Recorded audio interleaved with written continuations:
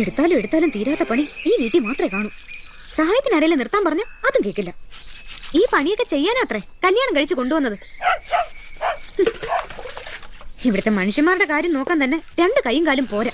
അതിനിടയില ഒരു പശു, ഒരു പട്ടി.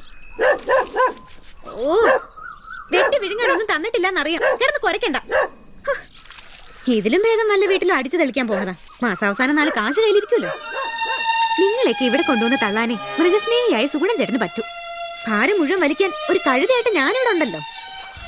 ഒരു കറവക്കാരനെങ്കിലും നിർത്താൻ പറഞ്ഞപ്പോ എന്താ പറഞ്ഞെന്നറിയോ?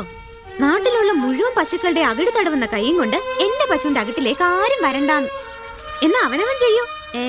അതിന് ബിന്ദു വേണം. പാക്കറ്റ് പോലെ മേടിച്ചാ മതിയെന്ന് 1000 തവണ പറഞ്ഞതാ. അപ്പൊ അതിന് ഗുണമേന്മ പോരാത്രേ. ഓ, കണ്ണും ചെവിടും കേക്കാൻ വയ്യ. ഒരു ദിവസം എല്ലാത്തിനും കൊന്ന് ഞാനങ്ങ് കുഴിച്ചു മൂടും.